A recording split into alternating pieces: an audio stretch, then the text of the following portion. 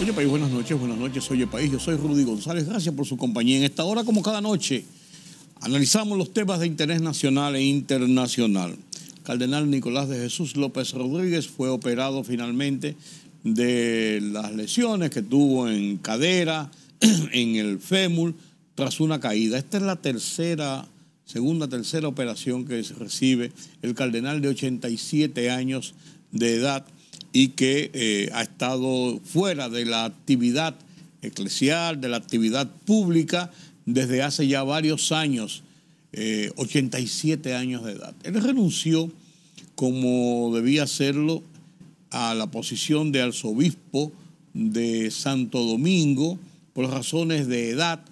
El Papa en su momento le extendió el tiempo, es una prerrogativa que tiene el Papa en su momento, y después entonces decidió ya, por razones de salud, por razones también de la misma edad, de derecho al descanso, retirarse. Pero el título de cardenal es un título vitalicio, no se pierde. Sigue siendo el cardenal Nicolás de Jesús López Rodríguez. Mira, a partir de este martes, la ley electoral número 2023 establece que a partir de este martes, 40 días antes de las elecciones municipales y 60 días antes de las elecciones presidenciales, el gobierno central y los municipios tienen prohibido inaugurar obras públicas. Tienen prohibido inaugurar obras públicas.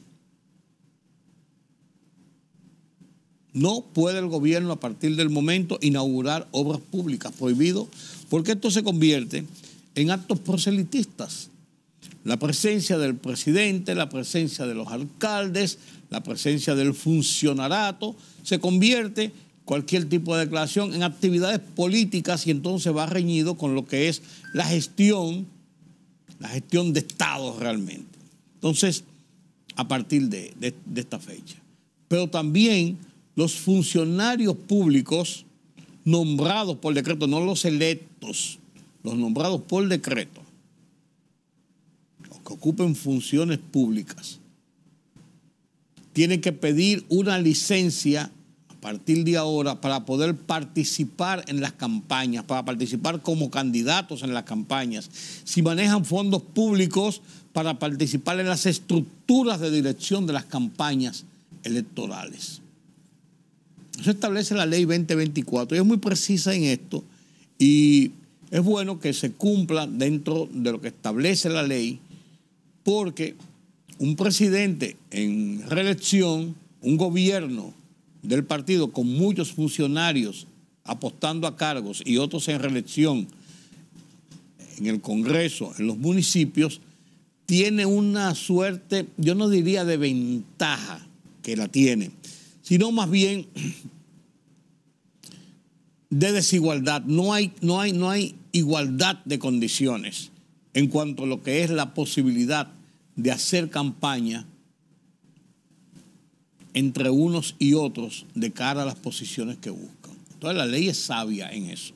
Y qué bueno que la ley ha manejado estos temas de manera certera, porque este ha sido siempre un motivo de discusión y prevención en los procesos electorales. El uso de los recursos del Estado en campaña. El partido de gobierno siempre va a volcar recursos de una u otra forma en combustibles, en uso de vehículos, en uso de personal, en incitación y hasta obligaciones en muchos casos para que empleados públicos participen en estos eventos. O como el caso de aquel funcionario que hizo boletas para que la compraran para pagar gastos de campaña hace 2 meses, 1 mes y pico, y lo despidieron de la administración pública. Entonces, ante este tipo de situaciones, la ley ha previsto o tratado de prever estos casos. Cosas interesantes, señores, cosas interesantes que es bueno que tengamos pendiente en los procesos electorales. El uso de recursos del Estado siempre va a estar presente. A veces se ha hecho en forma descarada y burda, a veces se ha hecho de una forma subrepticia por debajo de la mesa, pero siempre queda aireado y siempre es motivo de discusión y precaución.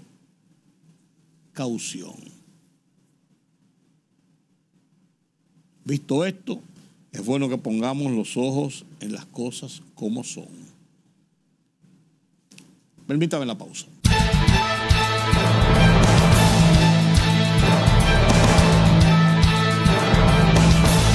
La vigilancia en la frontera por Dajabón se mantiene reforzada por miembros del Cuerpo Especializado de Seguridad Fronteriza Terrestre, CEFRON, y el Ejército de República Dominicana, ante la huelga general en Haití. Varios grupos compuestos por sindicatos de transporte, profesores y organizaciones de los derechos humanos convocaron a una protesta por la inseguridad en la que también pedirán la dimisión del primer ministro Ariel Henry y el cese de la violencia. El presidente Luis Abinader dispuso la conformación de una mesa de trabajo para revisar la ley que crea la Dirección Nacional de Inteligencia, DNI, cuyo contenido ha recibido el rechazo de diversos sectores de la vida nacional. Así lo confirmó la vicepresidenta Raquel Peña.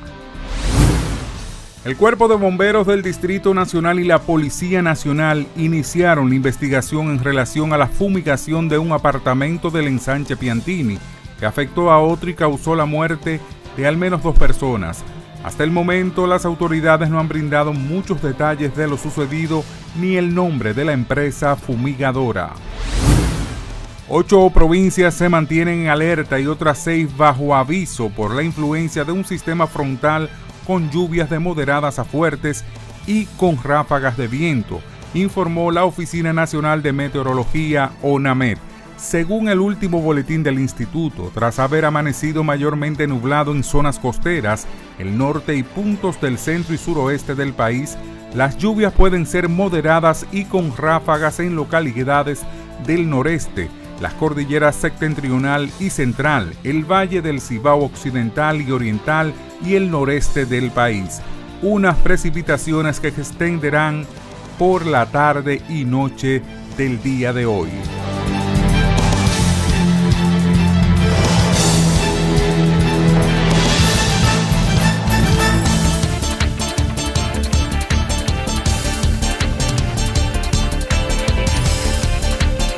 Los secuestradores de 6 monjas en Haití están exigiendo la suma de $3 millones para liberar a las religiosas que fueron raptadas este viernes en Puerto Príncipe.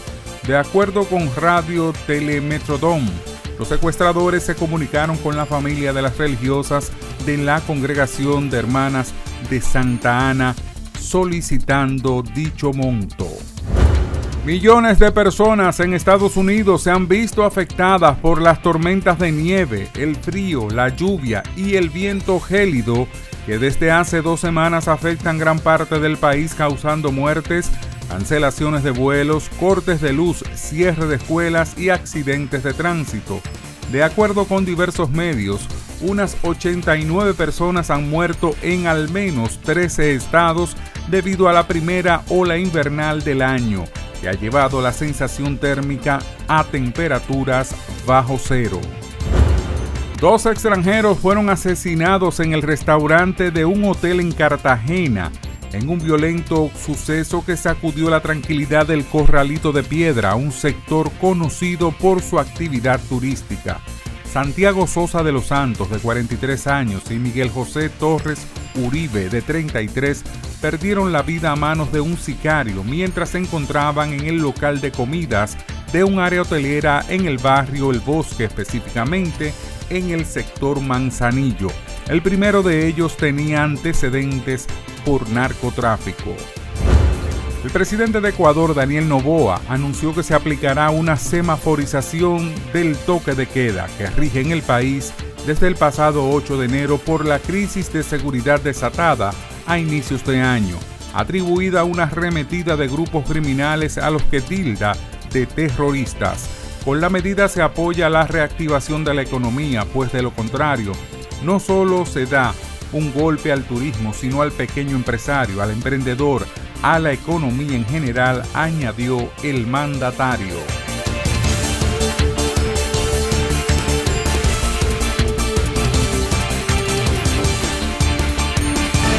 La libertad solo reside en los estados en los que el pueblo tiene el poder absoluto. Por el respeto a los valores democráticos y la dignidad del pueblo dominicano, el rumbo de la tarde, plural, objetivo, comprometido siempre con la verdad. Con Georgie Rodríguez, Rudy González y Ramón Colombo. Los poderosos ya están en el aire.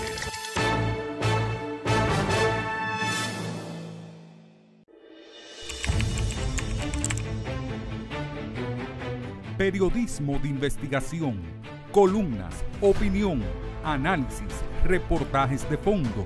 Hora por hora, una completa plataforma multimedia. Periodismo con valor. Noticias horaporhora.com.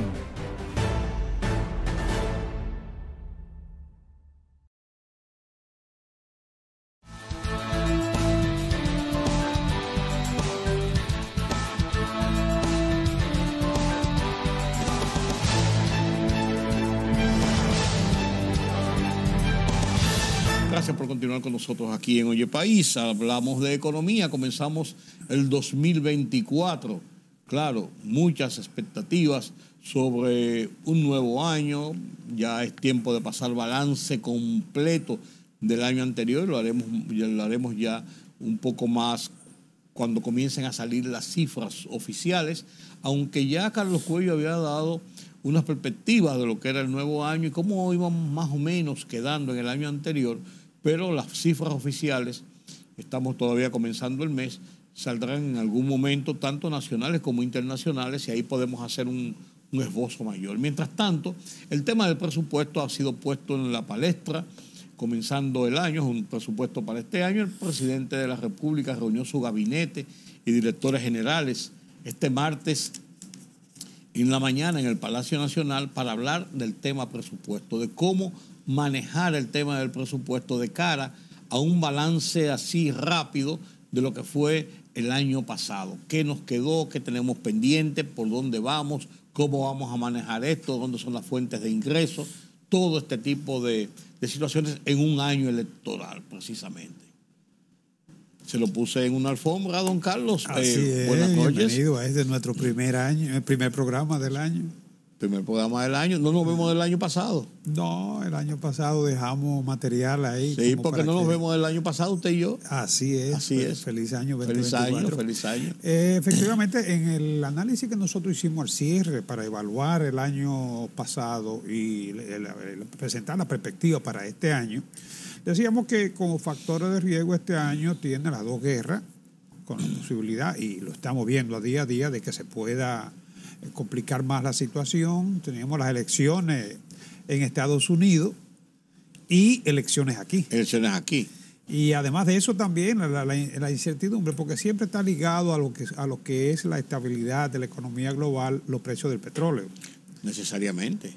Entonces, nosotros somos dependientes totalmente del petróleo. Exacto. Entonces, yo creo que ese sigue siendo todavía siguen siendo las principales variables de riesgo, ¿no?, para este año. Tú ya hablabas del presupuesto nacional, fue aprobado ya, convertido en ley, y como ya se sabía, el déficit se va a mantener. Seguimos aprobando presupuestos con déficit, ¿no? Pero podríamos ver rápidamente así lo que son las principales variables macroeconómicas tomadas en cuenta para elaborar el presupuesto. Se estima que el Producto Interno Bruto va a crecer para el año 2024 en las estimaciones de presupuesto, 4.75%. Este año pensábamos que iba a crecer un 3%. No sabemos todavía, pero no va a llegar al 3. No. Probablemente no va a llegar al 3, ¿no? Se va a quedar, nosotros estimábamos entre 2.5 y 3. Aunque la CEPAL mantenía el 3.1. Pero bueno, se estima que la economía va a crecer en 4.75. Y para que el PBI, para el 24. Para este año, sí. digo, 24, Sí. y que el PBI de la República Dominicana se situaría en 123,000 millones de dólares. Séptima economía más grande por su PBI en la región de América Latina y el Caribe. La inflación se mantiene rayando un 4 en todos los aspectos, ¿no? Cerramos en 4.1. Bueno, ese es el objetivo meta Sí. del Banco Central, que lo viene manteniendo desde los últimos más de 10 años, ¿no? Con muy buen acierto, ¿eh? Para este año incluso pensábamos que no se iba a lograr esa... No, después de lo del año pasado, del 22, Sí. se pensaba que... Sí, pero sin embargo este año fue... Bueno, es que precisamente la inflación fue lo que yo te diría le dio el giro a la política monetaria, ¿no? Y aunque cuando eso impactó, como ya lo analizamos en el programa anterior, sobre el crecimiento de la economía, pero se logró el objetivo meta de inflación, 3.57, incluso por debajo de la mínima, ¿no? Entonces se estima que se va a mantener en el 4. O sea, no se cambia lo que es el objetivo meta de inflación para el año 2024. Incluso se mantiene, por lo que vi, en 25, 26 hasta el 27. Ese es un objetivo que se sigue manteniendo. Claro, todo esto puede cambiar, porque recuerda que podríamos tener cambios en la política económica, ¿no? Sí. Todo depende de los factores internacionales. Independientemente de que haya cambio de gobierno o no. No, los factores internacionales son vitales. Tiene que ajustarse a la coyuntura, Claro. ¿no? La tasa de cambio que está estimada en la variable del presupuesto es de 60.25 por 1 para este año. Obviamente que es un promedio, ¿no? Pero estamos bastante cerca de ese hoy punto. estamos a 58.80. Por eso estamos bastante cerca de ese punto comenzando el año. Claro, ha sido más fuerte la depreciación en este último mes, o sea, de diciembre y en lo que va de enero. Ha sido mucho más marcada la depreciación. Yo te diría que aumentó como 100 puntos entre diciembre y lo que va de este año, ¿no? Mira, si hoy está 58.80, partiendo de una depreciación del 3% sobre el tipo de cambio hoy, normalmente la proyección no toma en cuenta la media, promedio del año. Sí. Pero si lo proyectamos a 58.80 con un 3% de depreciación, que está dentro de la media de la depreciación de los últimos años, esto daría unos 60.56. Podríamos terminar más o menos dentro del rango. Pero hay que ver, como estábamos hablando ahorita también, los factores que inciden en la situación de el peso dominicano frente al dólar. Aquí va a incidir mucho la afluencia de dólares. Eso por un lado, ¿no? Por el otro lado también la política del Banco Central. De intervenir si fuera necesario. Exacto, porque tiene con qué. Sí. Tiene más de 15,000 millones de... Sí, lo tiene ahí guardado mirándolo, como quien dice, estate tranquilo, no te me muevas mucho. Correcto. También va a depender mucho de la tasa de interés en Estados Unidos. Eso va a ser vital. Que limita, como ya te comentábamos anteriormente, limita la posibilidad de que nosotros sigamos bajando nuestras tasas, ¿no? O sea, son muchos factores que van a intervenir en esto, ¿no? Pero vamos a suponer que consigamos una depreciación de no más del 3%, entonces sería 60-56, yo creo que sí, por abajo entre 60, dentro del rango planeado. 60-61, sí, dentro del rango más o menos establecido. Claro, 60-61 estamos hablando de una fluctuación de un 1% sí, arriba o a la baja, ¿no? O sea, 100 puntos, ¿no? Petróleo, en el 23 pues, estimamos el petróleo a 77.88 y en el 24 está proyectado a 81.50. Vamos a hablar un poquito más adelante del petróleo, ¿no? ¿Y los por qué? Exacto. De esos pues. Entonces, los ingresos fiscales estimados fueron de 1.140.680.7. Esos fueron los ingresos estimados para el presupuesto que ya está aprobado, ¿no? Eso equivale, en vigencia. Exacto. Eso equivale a un 15.4% del Producto Interno Bruto. O sea, la presión tributaria nuestra todavía no ha llegado a lo que se estimó que sería en el 2016 con la Estrategia Nacional de Desarrollo, que se estimó que iba a ser de 16%. 8 años. Producto Interno Bruto. 8 años de retraso. E incluso recuérdate que el ITEBI se llevó a un 18 con la condición de que cuando subiera la presión tributaria a un 16 sería bajado una vez. A un 16 también. Y se quedó en 18 y el otro lo han subido al 16%. Como aquella famosa ley, ¿recuerda? De arancel, que eran de que provisionales, que sí, se mantuvieron del 65 hasta... Todavía hay cosas provisionales por ahí. Bueno, entonces el gasto, 1.418.686, obviamente aquí el gasto equivale a un 18.5% del Producto Interno Bruto. Mucho. De ahí sale precisamente el déficit de 3.1% del PBI, ¿no? De un PBI que, como te dije, se estima aquí en 123.000 millones de dólares. Aquí, claro, la deuda va a ser de 344.080 y el déficit financiero es de 229.248. 229.000. Sí, 248. O sea, en torno a un 3%. Sí, 3%. ¿no? Ese déficit se va a seguir arrastrando hasta que no logremos obtener ingresos por el equivalente de los gastos, que en este caso sería una presión tributaria de un 18.5, lo que necesitaríamos, ¿no? Sí. Para cubrir bien, entonces no tendríamos la necesidad del déficit. Cuando tú no puedes generar los ingresos que necesitas, tendrás que buscarlo o buscar quien te lo preste, ¿no? O sencillamente desprenderte de activos, ¿no? O hacer una reforma fiscal en este caso, que es el punto del que nadie quiere tratar, pero que lamentablemente es necesaria. Carlos, gracias. Qué buen inicio del año para ponernos en contexto de lo que viene. Este todavía es un mes como de resaca. ¿De Cabañuelas? Sí, de resaca, con unos días de fiestas y unas cosas. Y después vamos a ver qué pasa. Gracias por acompañarnos en este conversatorio, como cada semana, con Carlos Cuello, analizando la economía nacional e internacional. Permítame la pausa.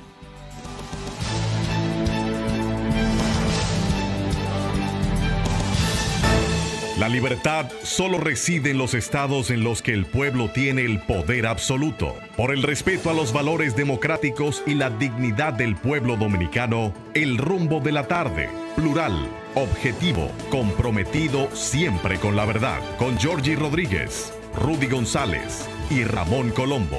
Los poderosos ya están en el aire.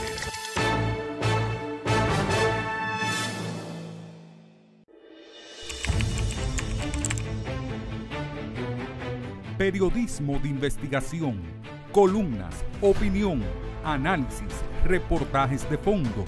Hora por hora, una completa plataforma multimedia. Periodismo con valor. Noticias horaporhora.com.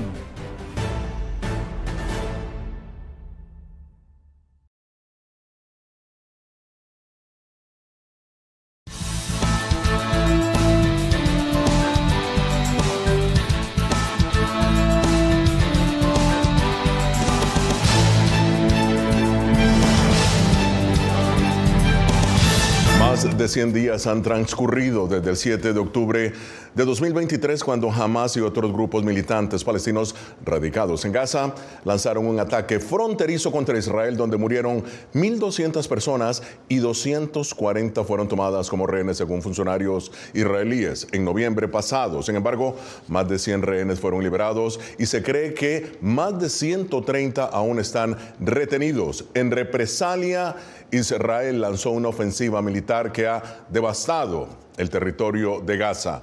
Más de 23.000 palestinos han muerto debido a los bombardeos israelíes, de acuerdo con funcionarios de salud palestinos. Vamos a hacer contacto ahora con nuestra enviada especial a Israel, Celia Mendoza. Celia, ¿qué ha trascendido sobre los rehenes y los esfuerzos por lograr un cese el fuego?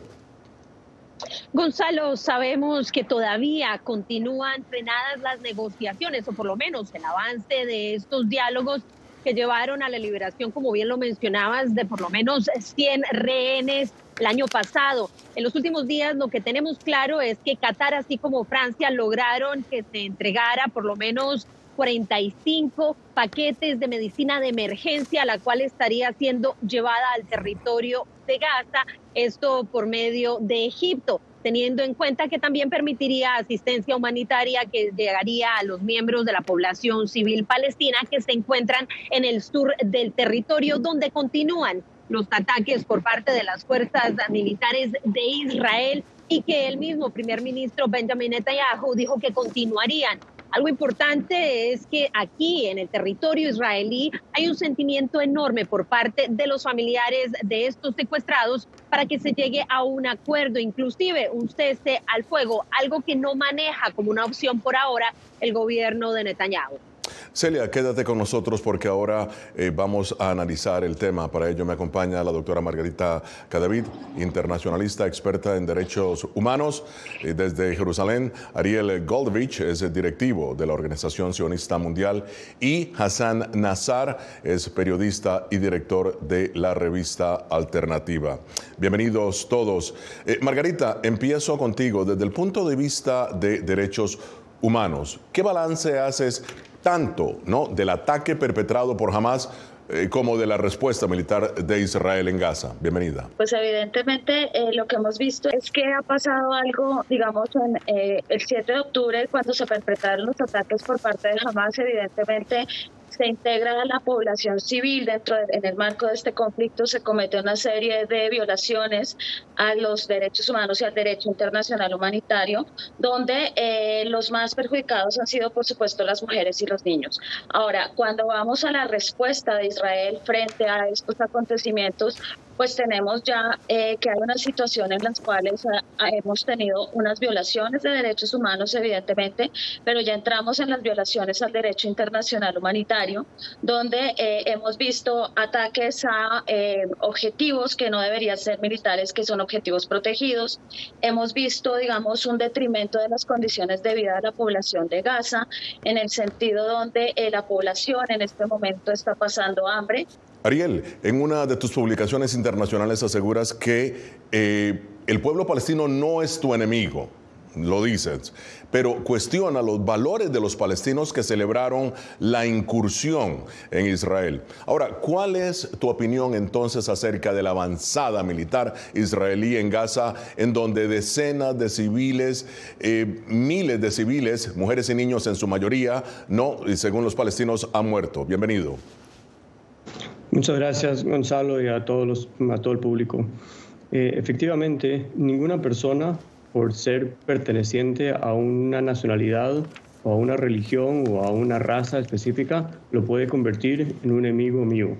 ¿Sí? Ninguna persona, solamente por creer en un Dios X, tiene derecho o no de ser mi amigo. Al revés, nosotros bienvenidos a todos aquellos que quieran vivir con nosotros en paz y libertad.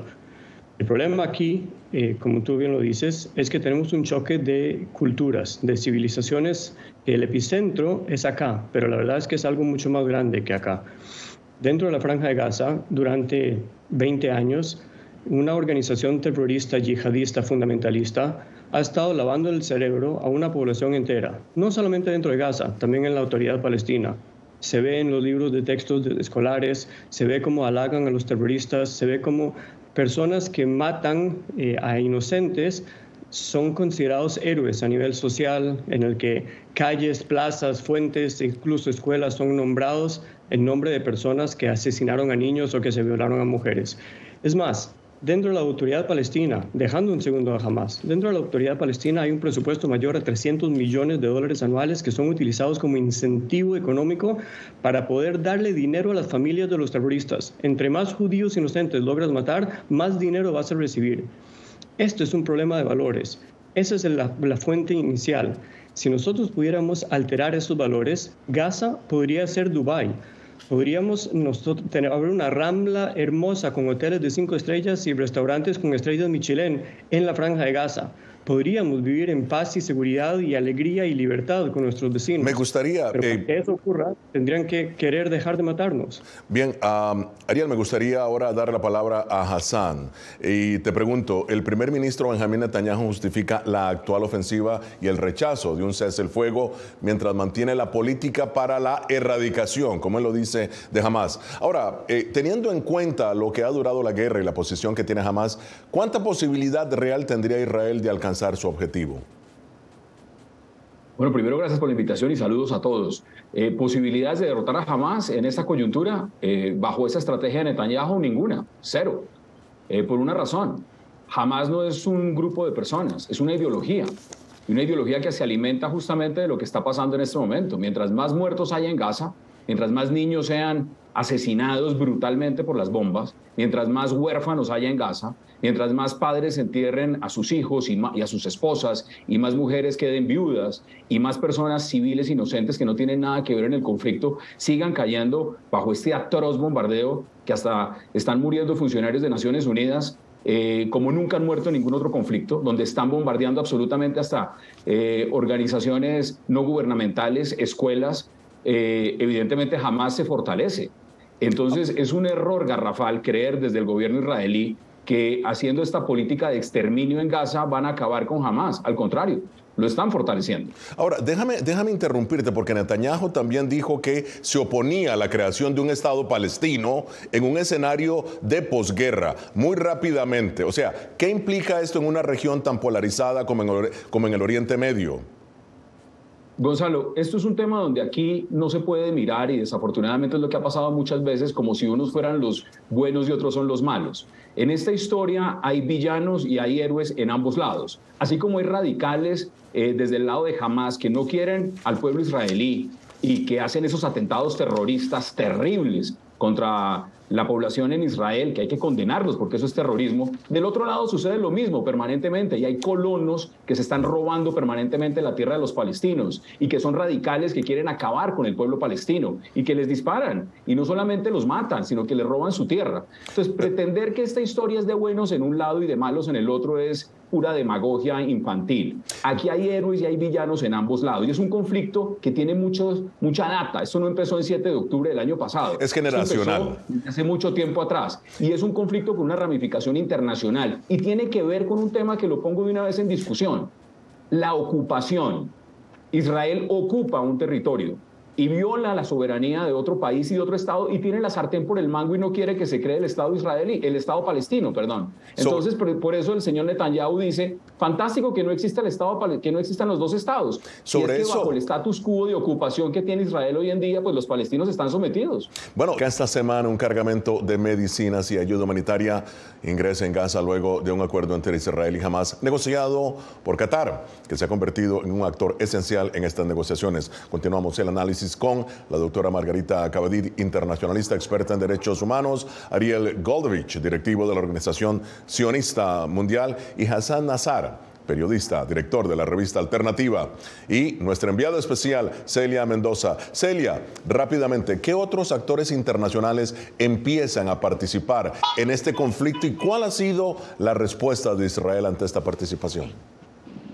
Esa es una de las grandes preocupaciones para la comunidad internacional. Recordemos que desde el inicio se pidió que hubiera medidas tranquilas por parte de los otros actores regionales, pero hemos visto cómo aquellos en el Mar Rojo han recibido ataques por parte de los militantes hutíes, los cuales están respaldados por Irán, y esto ha llevado inclusive a otras acciones, bombardeos que se han dado en zonas de Pakistán por parte de Irán, lo que ha llevado a una retaliación directa de parte del gobierno de Pakistán, una situación que se ha desarrollado fuertemente en las últimas horas, pero también hemos escuchado cómo Irak le ha pedido a Estados Unidos que inicie el proceso de retiro de sus tropas en territorio iraquí, después de que se registraran también ataques de parte de Irán en la parte norte de Siria y también en Irak. Todo esto, desde luego, con las tensiones que se viven en el norte de Israel y el tema que se sigue enfrentando con Hezbollah en esta zona con el Líbano. Muchísimas gracias, Celia Mendoza, desde Israel. Cuídate mucho, por favor. Y bien, ahora vamos a ver lo que ha dicho el secretario de Estado de Estados Unidos, Anthony Blinken, sobre la posibilidad de que un nuevo gobierno se establezca en Gaza. En otras palabras, debe de tener el apoyo de Israel y no su constante oposición, porque incluso la autoridad más eficiente tendrá problemas si no cuenta con el apoyo del gobierno de Israel. Bueno, Ariel, ahora sí, ¿crees factible que Israel le dé el apoyo a un eventual gobierno palestino en Gaza, de la autoridad palestina, y le permita actuar libremente, como lo hizo con Hamás antes de la incursión del 7 de octubre? Bueno, Efectivamente, como bien lo dijiste, hasta el 7 de octubre no había ninguna ocupación en la Franja de Gaza, ¿sí? No había un solo judío en la franja, y todos aquellos que consideran que la franja era una especie de cárcel al aire libre o todo tipo de comentarios así que hemos estado escuchando, pues al parecer nunca han visto un mapa, pues porque podrán ver claramente que hay una frontera con Egipto. Pero bueno, claro que no había ocupación, por lo tanto no podemos ser culpables nosotros por la situación que hay en la frontera, en la Franja de Gaza. Sin embargo, cuando permites que una organización terrorista sea una dictadura opresiva y nadie hace nada al respecto, estos son los resultados. Yo concuerdo con mi colega Hassan que matar una idea es imposible, eso no va a ocurrir. Pero lo que hay que hacer es luchar en contra de esa, primero. Segundo, hay que hacer todo lo posible, primero y sobre todo, para ponerle fin a esta guerra. Para poder ponerle fin, hay que liberar a los secuestrados. Está clarísimo que en el momento que liberen a los secuestrados, todo va a cambiar. Pero mientras los tienen ahí torturando y violándolos, ¿esperan que nosotros dejemos de ir a buscarlos? Es más, nos hablan de temas de ayuda humanitaria, de meter camiones con medicamentos o con comida a la población palestina, que por supuesto todos concordamos con el sufrimiento del pueblo palestino y no debe ser así.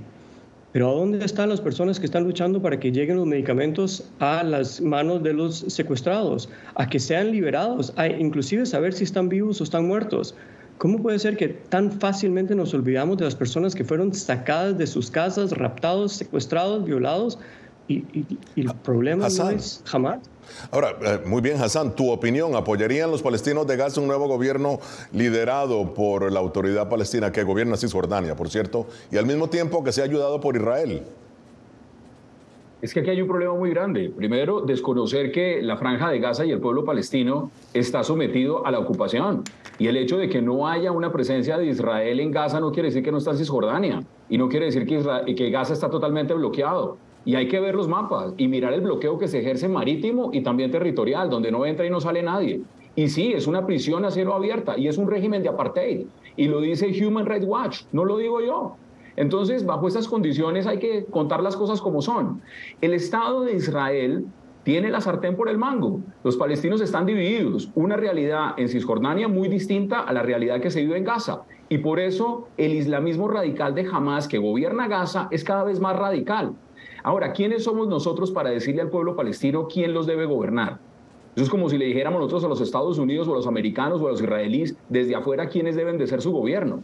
Hay que entender que el pueblo palestino es soberano y tiene derecho a decidir quién gobierna. Lo que pasa es que hay dos realidades. Una es la realidad en Gaza y otra es la realidad en Cisjordania.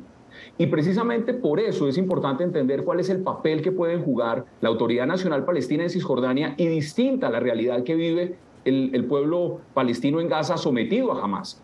Y a mí me parece que Hamas le hace un gran daño en su ideología, en su manera de pensar, en su relacionamiento político, en su terrorismo al pueblo palestino. Pero eso no quiere decir que porque Israel tiene esa confrontación con Hamas, va entonces a atentar contra los civiles palestinos en Gaza. Ahora, estamos hablando ya casi de 25.000 muertos. ¿Y quién dijo entonces, quién está pensando en esos niños? En esos huérfanos, en esas familias. Ahora, entonces, ese argumento hay que ponerlo sobre la mesa de discusión. Hassan, ahora, déjame invitar a Margarita. Margarita, en tu opinión, ¿cómo deben convivir entonces? Ya escuchamos a Ariel, escuchamos a Hassan. ¿Cómo deben convivir palestinos e israelíes en un territorio compartido y en este momento que todo es tan polarizado, en tu opinión? Evidentemente, negar la ocupación es un error. Negar la ocupación es un error porque, tal como lo decía Hassan, si evidentemente en Gaza ya no hay presencia física de colonos ni de ejército israelí, lo cierto es que las fronteras, la entrada, el ingreso de alimentos, de ayudas, etcétera, etcétera, lo controlaba Israel. En ese orden de ideas, ese control, ese bloqueo a Gaza lleva desde el 2006, el momento en el que Hamas asciende al poder. Ahora, para que pueda haber una coexistencia de los dos pueblos, evidentemente lo primero que debe haber es que exista una posibilidad real de la creación del Estado palestino. ¿Por qué? Porque es que el tema del Estado palestino se había sido dejado de lado, no había habido conversaciones, no ha habido diálogo, no había habido ningún acercamiento en los últimos, por lo menos en la última década. Y eso retrasó este proceso. Los acuerdos Abraham empezaron a dejar solos a los palestinos en su decisión y en su voluntad de crear un Estado. y se empezaron a reforzar estos discursos violentos y ese es el resultado que tenemos hoy. Ahora, con la elección de Netanyahu y la coalición que hizo Netanyahu con los grupos de derecha y de los ultraortodoxos para poder estar en el poder, ese tema del Estado palestino se fue difuminando y cada vez se convirtió en una realidad más y más lejana. Entonces, evidentemente, en este momento yo creo que tienen que haber dos condiciones para que podamos llegar a un acuerdo. Lo primero es un cese al fuego, que creo que es lo que se va a exigir desde la Corte Penal Internacional en las próximas semanas.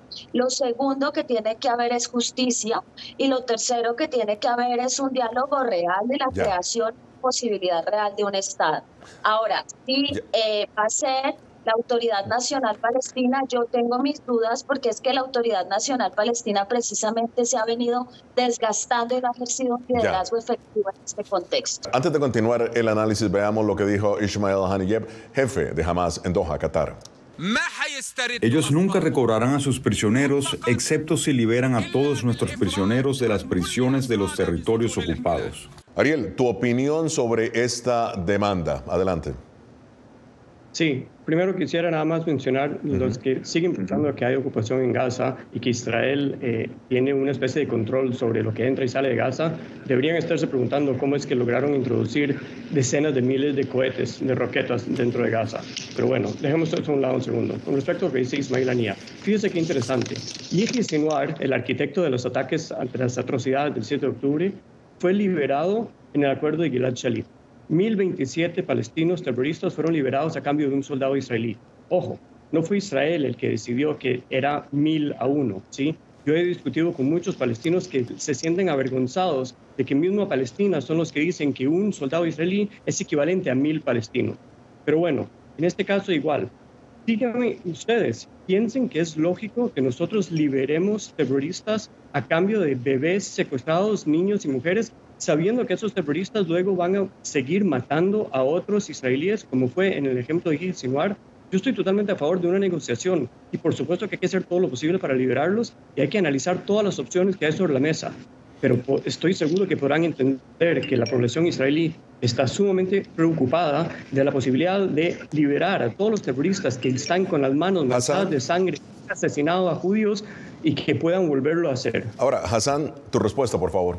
No, yo lo único que diría es, si Israel quiere acabar gran parte del conflicto con el pueblo palestino, lo primero que tiene que acabar es la ocupación. Y acabar la ocupación en Cisjordania, acabar el apartheid que tiene con el pueblo palestino, para que no surjan estas células radicales islámicas que están justamente haciendo terrorismo como lo están haciendo. El primer paso es ese.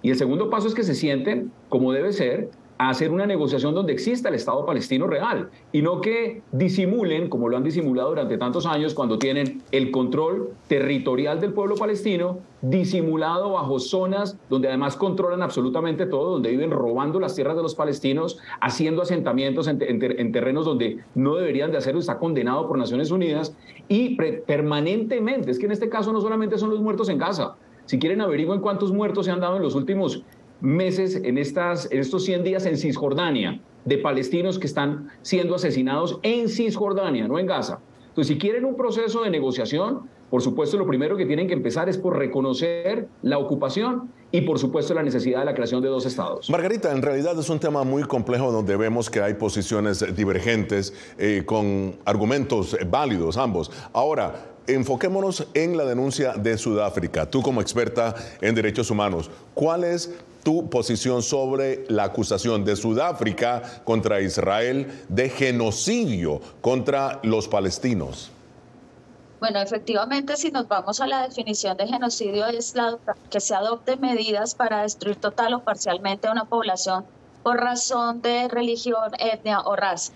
Lo que estamos viendo es que con la respuesta israelí se está llevando a cabo efectivamente una eliminación de gran parte de la población del pueblo gazatí. Entonces la denuncia va encaminada también a dos cosas. Lo primero es que estas situaciones evidentemente tienen que contenerse sin lugar a dudas porque no podemos permitir que ninguna población sea sometida a semejantes castigos. Los castigos colectivos están prohibidos. Lo segundo es creo que lo que va a pasar de aquí en adelante, que era un poco lo que estaba diciendo, es Claro, Israel tiene el derecho a la legítima defensa sin lugar a dudas. Lo que pasa es que hay bastante jurisprudencia que dice, mire, ese derecho a la defensa tiene un límite y ese límite también tiene que ver con la respuesta que da el Consejo de Seguridad cuando ocurren los hechos. En ese orden de ideas, el Consejo de Seguridad ya se ha pronunciado, ha habido una serie de vetos y lo que creo que está buscando Sudáfrica en este momento es, primero, que la Corte Penal Internacional llegue a una decisión que permita que ya no se puedan vetar las resoluciones que salgan del Consejo de Seguridad con referencia a el cese al fuego. Sudáfrica lo hizo bien en el sentido de que apela al artículo 9 y dice, mira, aquí no vamos a discutir competencia de la Corte Penal Internacional, aquí nos vamos a ir a los hechos y vamos a retomar. Ahora, no quiero entrar a comparar genocidios, son situaciones completamente diferentes por respeto también a las víctimas, etcétera, etcétera, pero lo cierto sí es que aquí ha habido castigo colectivo a la población que hay que detener. Se nos ha acabado el tiempo. Muchísimas gracias a Margarita Cadavid, a Ariel Goldrich y a Hassan Nazar. Nos vemos la próxima semana. Desde Washington les habló Gonzalo Abarca.